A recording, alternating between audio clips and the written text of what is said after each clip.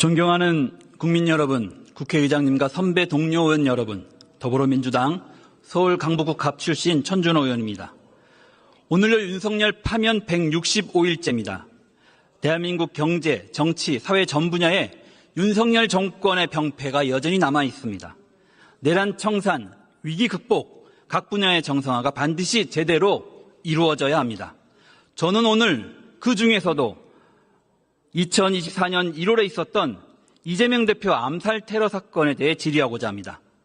이 사건은 제1야당 이재명 대표의 생명을 노린 암살 테러 행위와 이 사건을 조직적으로 축소, 은폐, 왜곡함으로써 피해자에 대한 혐오와 조롱을 유발하고 추가적인 테러 위협을 조장했던 윤석열 정권의 정적 죽이기이자 2차 테러 행위로 구성됩니다.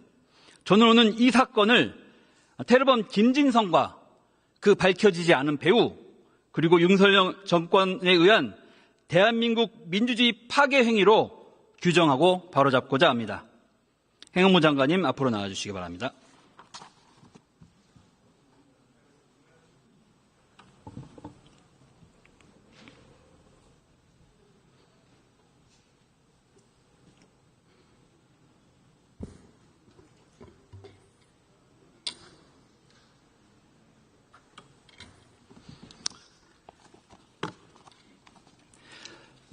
장관님, 이재명 대표 암살 테러 사건이 정치적 목적을 가진 테러였다라는 사실에 동의하십니까?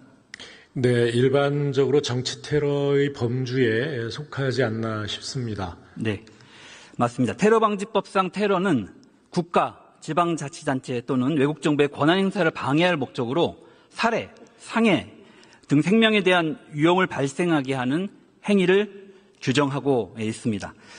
테러범 김진성의 판결문에 따르면 범인이 밝힌 범행 목적 자체가 테러방지법상 테러에 정확하게 부합합니다. 이렇게 되어 있습니다. 이재명 대표는 주요 정당의 대표로서 22대 국회의원 선거 후보자 공천에 큰 영향력을 갖고 있고 국회의원의 후보자로 출마할 것이며 차기 대선에서 당선 가능성이 있다고 예상하여 이를 저지하기 위함이었다라고 범행 목적을 판시하고 있습니다. 헌법기관인 국회의원, 정당 대표로서의 권한 행사를 방해할 목적의 테러 행위였던 것입니다. 그러나 윤석열 정권은 전방위적이고 조직적인 정치 공작을 통해서 이 암살 테러 사건을 축소하고 은폐하고 왜곡했습니다. 먼저 경찰은 사건 직후 왜곡된 상황 보고 문자를 테러 종합 상황실로 올렸습니다. 등상용 칼을 과도로 범인을 노인으로 왜곡했고 의식이 있으며 출혈량이 적은 상태, 경상추정이라고 하는 사실과 다른 보고를 덧붙였습니다. 이 문자는 곧 온라인상으로 유출되었고 이를 토대로 사건 직후 범행 도구가 나무젓가락이다, 자작극이다 하는 등의 가짜뉴스가 급속하게 퍼지면서 피해자에 대한 조롱과 2차 가해가 난무했습니다. 또한 경찰은 범인의 신상 공개를 하지 않기로 결정했는데 범죄 수단의 잔인성과 범죄의 중대성이 신상 공개하기에 미흡하다고 밝혔습니다. 이게 말이 되는 설명입니까? 네, 이 유사한 정치 테러 사건, 국내외를 막론하고요. 그런 사건에 대한 이 경찰의 이 대응 태세로 본다면 적절한 대처는 아니었다 이렇게. 네. 그러다 보니까 이 테러범에 대한 신상 공개를 막은 것이 테러범과 관련된 제보를 막기 위한 행위였다라고 하는 비판이 함께 있습니다. 심각한 일은 또 있었습니다. 장관님, 범죄수사규칙 168조 혹시 내용을 아십니까? 네, 맞습니다. 네.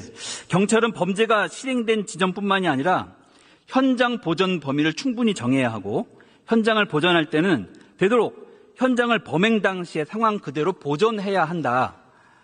라는 내용입니다. 아주 지극히 상식적인 그런 내용인데요. 네, 그렇습니다. 예, 그런데 당시 경찰은 피해자가 현장에서 병원으로 후송된 지 단 15분 만에 사건 현장을 물청소했습니다.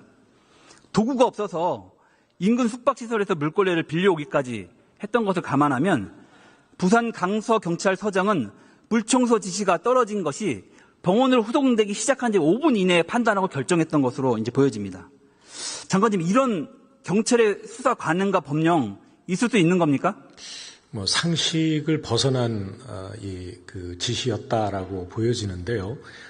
일반적으로 왜 그 CSI라고 현장 감식의 중요성이 얼마나 과학 수사로 연결되는가, 이게 과학 수사대의 이 드라마 제목이 Crime Scene Investigation이라는 이 현장 감식반으로 제목이 붙어 있듯이 현장 보조는 과학 수사의 출발점이 아닐 수 없습니다.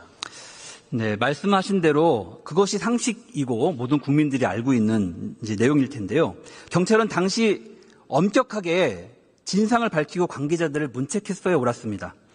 하지만 윤석열 정권은 아무 조치도 취하지 않았고 오히려 지휘 책임이 있었던 우철문 부산경찰청장이 2024년 8월에 퇴임해서 지금은 대선 직전에 글로벌 대기업의 고문으로 재취업했고 당시 현장에서 물청소를 직접 지시했던 부산 강서경찰서장은 사건 다음 달인 24년 2월에 공로연수를 갔다가 그해 6월에 아무 일 없이 정년 퇴임을 했습니다.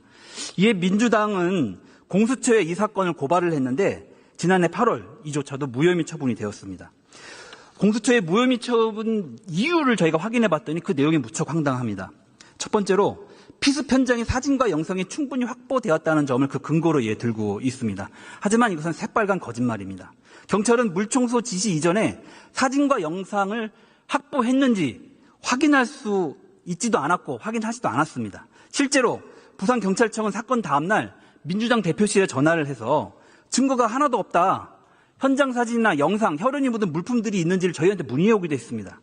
두 번째로 민주당 당직자의 현장 정리에 관한 요청이 있었다라는 이유를 댔는데 당시 공수처의 참고인 조사를 받았던 당직자들은 그런 진술을 한 바가 없고 특히 물청소 요청을 한 적이 있냐라는 질문에 대해서는 전혀 그런 적 없다고 답변한 진술서도 확보되어 있는 그런 상태입니다.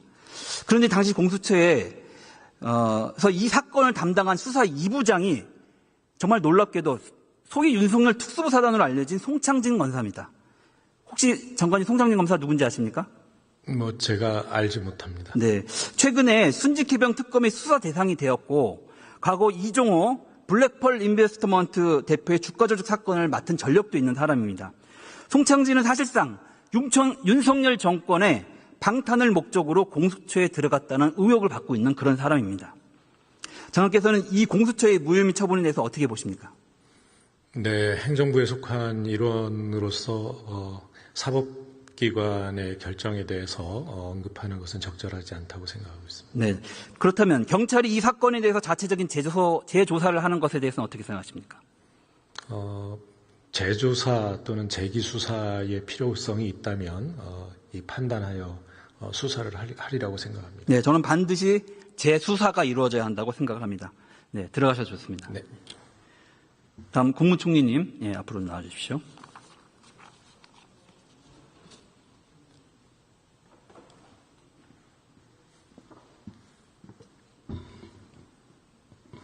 네, 총리님. 비공개 지침인 테러위기관리 표준 매뉴얼에 따르면 대테러 합동조사팀은 테러 여부를 신속하게 규명하고 그 결과를 센터에 통보해야 한다고 되어 있는데요. 이 내용 알고 계십니까? 네. 그런데 국정원과 총리실 산하의 대테러센터는 이것을 위반하고 테러 지정 여부를 대법원 판결을 보고 판단하겠다고 그동안 미뤄왔습니다. 이 논리대로라면 대한민국에 테러가 발생을 하면 테러범에 대한 대법원 선고가 있을 때까지 몇 년씩 우리나라는 무대응 상태로 기다려야 한다는 그런 이야기인데 총리님 이게 맞는 얘기입니까? 테러에 대한 규정 그 자체는 그 절차에 따라 먼저 진행되는 것이 맞다고 저는 개인적으로 보고 있습니다. 네, 대법원의 판결까지 기다려야 될 일은 아니지 않습니까? 네, 그렇게. 네, 이런 상식적이지 않은 일을 국정원이 이제 한 것입니다. 이것은 명백한 국정원의 직무 유기 범죄라고 좀 생각하는데 어떻게 생각하십니까? 네, 국정원에서 원칙대로 처리했어야 한다고 생각합니다. 네, 국정원이 이 사건을 테러로 지정하면 그에 맞는 대응책을 마련하고 동시에 테러 피해자를 보호하며 테러와 관련된 제보자를 보호하고 포상할 수 있게 됩니다. 테러 방지법에 그런 내용이 들어 있습니다. 국정원은 테러 피해자인 이재명 대표를 보호할 근거를 만들고 싶지 않았던 것이고요. 관련 제보가 있을까 또 그것을 부추기게 될까 그것을 두려워했던 게 아닌가 생각을 합니다. 총리님 어떻게 생각하십니까? 구체적인 정황은 제가 잘 알지 못합니다. 네. 또한 한덕수 국무총리도 국가 테러 대응 체계의 컨트롤 타워임에도 불구하고 아무 역할도 수행하지 않았습니다. 그간 국회에서 수없이 국조실에 책임 회피를 지적하면서 국정원의 입장만 기계적으로 전달하지 말고 적극적인 조치를 해라고 했음에도 불구하고 아무 조치를 하지 않았습니다. 이 역시 법령상 책임을 회피한 직무유기라고 보는데 어떻게 생각하십니까? 그때 더 취할 수 있는 조치를 취했으면 좋았겠다 생각합니다. 네. 테러방지법 6조에 보면 국무총리 소속 대테러센터는 국가 대테러 활동과 관련해서 임무 분담 및 협조사항 실무 조정을 수행하도록 되어 있습니다. 총리님, 국무총리 직속의 대테러센터에서 실무 조정을 할 수 있게끔 한 입법 취지가 무엇인지 혹시 아십니까? 국정원에서의 테러 규정이라든가 관련만으로 맡겨놓지 않고 그 권한과 여러 활동들을 좀 분산시키려고 하는 것 아닌가 생각합니다. 네, 그거 좀 더 강력한 의미가 있다고 생각을 하는데요. 테러 방지법을 제정할 당시에 국회 정보위 검토 보고서를 보면 이런 내용이 있습니다. 테러 대응의 실무적 역할을 담당하는 대테러센터를 국무총리실 소속으로 두어서 국정원에 대한 권한 집중을 막기 위한 것이었다라고 되어 있습니다. 다시 말해서 이번 사건처럼 국정원이 테러 지정에 대한 권한을 오용하지 못하도록 테러 대응의 컨트롤 타워를 국무총리로 하고 그 실무를 총리실 소속의 대테러센터로 조정하도록 하여서 국정원을 통제하려고 한 것이 그 입법 취지라는 뜻이 되겠습니다. 현재 국가 대테러 체계 조직도에서도 그 점이 명확하게 드러납니다. 화면 보시면 나옵니다. 국정원은 대테러 대응 체계에서의 한 직무를 담당할 뿐 컨트롤 타워는 총리님을 위원장으로 하는 국가 테러 대책위원회입니다. 이처럼 명백한 권한을 행사하지 않고 국정원의 직무유기를 방임한 한덕수 국무총리 역시 직무유기 혐의의 수사 대상이 되어야 할 것이라고 생각합니다. 총리님, 올해 대통령 선거 본선거가 시작되기 직전인 5월 14일 국정원이 국무조정실 대테러센터에 이 사건과 관련된 입장을 밝혀왔는데 그 내용 알고 보고 받으셨습니까? 네, 들었습니다. 네. 내용이 뭡니까? 확실하게 테러라고 규정할 수 없다라는 취지의 내용이었던 것으로 알고 있습니다. 네. 이 사건에 대한 테러를 지정하지 않겠다는 취지의 발언, 그 합동조사팀을 구성하지 않겠다라는 그런 내용으로 이제 답이 온 겁니다. 그런데 저희가 추가로 확인한 바에 따르면 국정원은 국조실의 테러 미지정 입장을 통보하기 한 달 전에 김상민 당시 국정원 특보를 시켜서 보고서를 작성했는데 그 제목이 야당 대표 커터칼 살인미수 사건의 테러 해당 여부입니다. 총님, 이 보고서에 대해서 들어보셨습니까? 네. 네. 정말 황당한 일입니다. 범행 도구가 양날의 검을 개조한 산악용 칼이라는 사실은 수사와 재판 과정에서 명시적으로 드러난 그런 상황인데 어떻게 테러 대응 기관인 국정원에서 이런 보고서를 작성할 수 있는지. 저 화면에 보이는 칼이 커터칼과 같은 칼입니까? 상식적인 인식하고는 부합하지 않는 규정이라고 생각합니다. 그렇습니다. 이런 황당한 보고서를 작성한 인물 김상민이 누굽니까? 바로 김건희에게 그림을 선물해서 매간매직한 의혹으로 지금 수사를 받고 있는 인물 아닙니까? 공수처에는 윤석열 사단의 송창진이, 그리고 국정원에는 김건희 라인이 김상민이 포진한 채 국가 권력이 총동원돼서 이 사건을 축소, 왜곡, 은폐하는 데 일조해왔던 거 아닌가 이런 생각을 하는데 총리님 어떻게 보십니까? 네, 뭐 그렇게 볼 수 있는 측면이 있다고 봅니다. 네. 그렇기 때문에 모릅니다. 네, 국민 다수는 윤석열 정권의 수사기관이 사건의 배후나 그 진상에 대해 철저히 수사를 하지 않았다라고 의심을 하고 있습니다. 최근 구속된 소년보 목소의 극단적인 정치 사상, 그리고 암살 테러 당시에 제기되었던 의혹 중에 세계로 교회와의 연관성이 있음에도 불구하고 경찰은 이 사건에 대해서 세계로 교회와의 연관성에 대해서 수사하지 않았다는 사실을 제가 최근에 확인했습니다. 또 최근에 공개된 김충식 수첩에 따르면 세계로 교회, 손 목사, 아산 배방 부동산 7억이라고 하는 메모가 등장을 합니다. 만약 이것이 사실이라면 이 사건의 배후와 연관되어 있을 가능성이 매우 높은 그런 상황인데요. 전면적인 재수사가 필요한 상황 아니겠습니까? 저는 윤석열 정권이 이재명 대표를 끈질기게 죽이려고 했다고 생각을 합니다. 암살 테러 사건에 대한 축소, 왜곡, 은폐, 그 자체가 윤석열 정권의 정적 죽이기이자 2차 테러였다고 저는 규정을 합니다. 이와 관련해서 암살 테러 사건에 대한 상설 특검을 추진해야 한다 이렇게 생각을 합니다. 총리님께서는 국가 테러 대책위원장으로서 지금이라도 윤석열 정권이 축소 은폐한 이 사건을 바로잡기 위한 조치를 개시하실 의향이 있습니까? 우선 가장 첫 번째 중요한 것이 테러에 대한 규정 문제입니다. 근데 아까 말씀 주신 여러 조항도 있고, 근데 동시에 그 테러에 대한 규정은 국정원에서 한다는 규정이 또한 같이 병존합니다.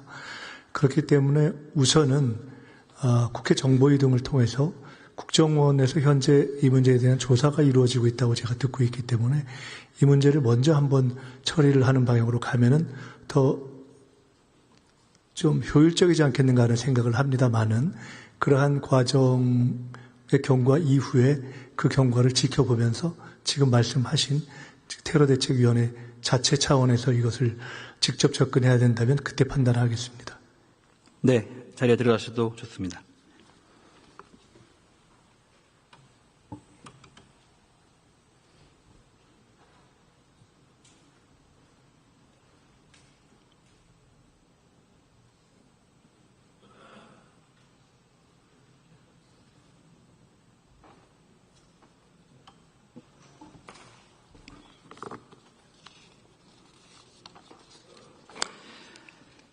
이 사건의 테러 지정 검토는 다른 정치 테러로 대한민국 민주주의가 위협당하는 것을 예방하기 위한 일입니다. 대한민국 현대 정치 사상, 정치 테러가 적기에 진상규명된 사례가 없습니다. 연영 선생의 암살 사건은 27년 만에, 김구 선생 암살 사건은 46년 만에, 그리고 김대중 대통령 납치 사건과 장준하 선생의 의문사